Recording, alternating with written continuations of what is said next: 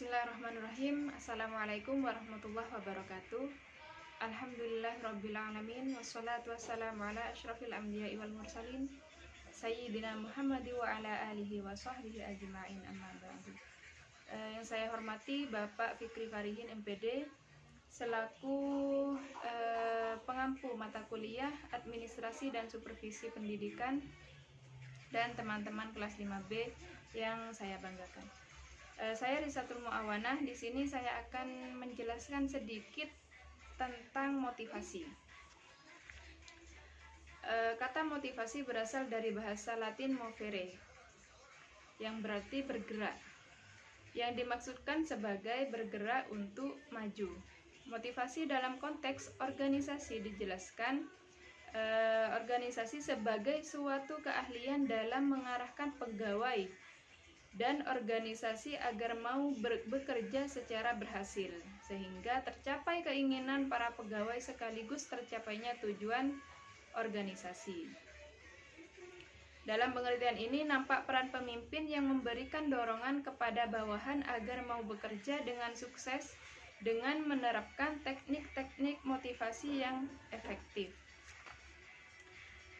Kemudian tujuan motivasi. Motivasi diberikan sebagai upaya memelihara semangat kerja karyawan agar pekerjaan dapat dilaksanakan dengan optimal. Motivasi ditujukan sebagai upaya mendorong dan merangsang pegawai untuk melakukan kegiatan atau tugasnya dengan rasa kesadaran. Sebagai upaya motivasi, pemimpin dapat melakukan kegiatan untuk meningkatkan kegairahan, disiplin, kesejahteraan, prestasi, moral kerja, tanggung jawab terhadap tugas-tugas, produktivitas, dan efisiensi pegawai. Kemudian prinsip-prinsip motivasi.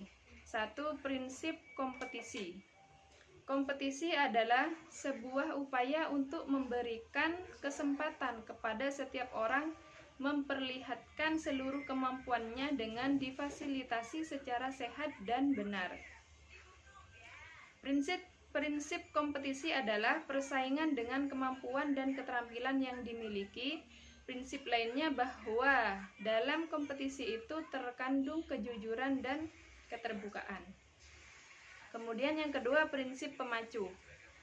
Pemacu merupakan upaya dalam memberikan sebuah dorongan yang berupa tindakan positif sehingga pihak yang diberi motivasi menyegerakan melakukan tindakan tersebut.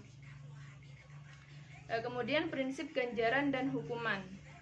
Prinsip ganjaran dan hukuman biasanya dilakukan kepada anak-anak dengan tujuan supaya anak termotivasi untuk belajar. Misalnya, apabila tidak belajar maka tidak akan diberi uang jajan. Dan sebaliknya, apabila rajin belajar dan rankingnya naik, maka akan dibelikan sepeda. Kemudian yang nomor 4, kejelasan dan kedekatan tujuan. Prinsip kejelasan dan kedekatan ini dimaksudkan bahwa apabila suatu pekerjaan sudah jelas dipahami, maka akan memberikan dorongan tersendiri bagi orang yang mengerjakan tersebut, sehingga tidak ada lagi hal yang meragukan pada saat pekerjaan itu berlangsung. Karena apabila suatu pekerjaan belum dapat dipahami secara utuh, akan mengurangi semangat untuk mengerjakannya. Dengan demikian, prinsip kejelasan ini sangat penting. Kemudian yang nomor 5, pemahaman hasil. Pemahaman hasil merupakan suatu pengetahuan atau pengertian dari seseorang dalam memahami hasil kerja yang akan diperoleh nanti setelah pekerjaan tersebut selesai. Kemudian yang nomor 6, pengembangan minat. Prinsip pengembangan minat ini merupakan prinsip yang benar-benar menyesuaikan dengan kondisi orang yang diberi motivasi tersebut. Karena ini bertujuan bahwa minat seseorang bisa dijadikan dorongan untuk meningkatkan semangat kerjanya. Kemudian yang nomor 7, lingkungan yang kondusif. Lingkungan yang kondusif dapat memberikan motivasi bagi seseorang untuk bekerja. Misalnya, ada ventilasi yang cukup di ruangan dapat menyamankan suasana kerja. Hubungan dengan rekan kerja sama yang harmonis, cahaya yang cukup, terdapat AC, dan masih banyak lagi. Dengan adanya lingkungan yang kondusif, berarti suasana kerja secara umum sudah dapat berlangsung secara efektif dan efisien. Sehingga dengan demikian, suasana lingkungan yang kondusif sangat diperlukan sebagai upaya dalam meningkatkan motivasi kerja.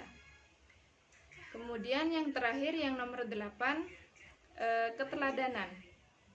Yaitu prinsip keteladanan merupakan bentuk motivasi yang datang dari luar secara tidak langsung. Karena prinsip ini merupakan figur dari seseorang seperti dari atas atau dari atasan atau pemimpin. Figur seorang pemimpin dapat meningkatkan semangat bawahan dalam bekerja karena ada rasa kagum yang timbul secara alami dan ikhlas dari bawahan. Misalnya, atasan selalu datang tepat waktu sehingga bawahan termotivasi untuk mengikutinya. Bisa karena malu atau merasa tidak enak karena kerja atasan yang tinggi dan lain sebagainya. Yang jelas, dengan adanya keteladanan ini, bawahan akan termotivasi secara langsung dan kuat sehingga meningkat pula kinerjanya yang pada akhirnya suasana kerja dalam lembaga atau organisasi makin cepat berkembang. Dengan demikian, prinsip keteladanan ini sangat penting diterapkan dalam kehidupan kerja sebuah organisasi. Mungkin cukup sekian penjelasan dari saya. Apabila ada kesalahan, saya minta maaf yang sebesar-besarnya. Wabillahi taufiq wal hidayah. Wassalamualaikum warahmatullahi wabarakatuh.